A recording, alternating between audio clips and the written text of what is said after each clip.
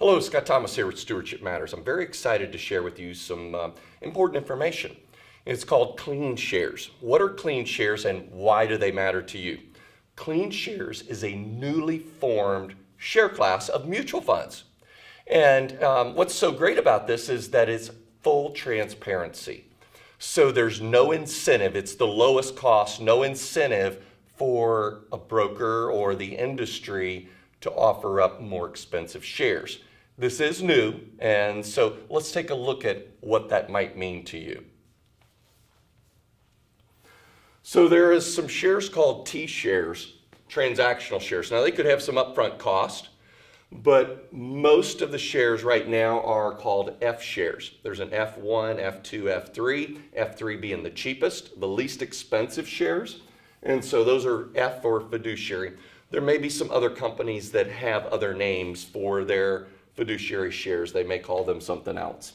Here's an example of a large mutual fund company, and this is a growth fund, and it's growth fund under the A-class shares. So there's 78 basis points is the annual maintenance charge. If they had a retirement account and they had a large retirement account, more than $1 million, they would have our 6 shares. Those are only 30 basis points, so they're saving 48 basis points, almost 0.5%. The F3 shares are 9 basis points. Very, very low cost. You can see that in this case it's almost 70 basis points. So let me read something to you. According to Morningstar report, clean shares are the best way to enhance transparency for mutual fund owners. Not only do clean shares lead to higher transparency and fewer conflicts of interest, but the share class could also offer big savings. According to Morningstar's analysis, clean shares and other new classes designed in the wake of the fiduciary rule could save investors 50 basis points and up to 70 basis points. That's exciting news.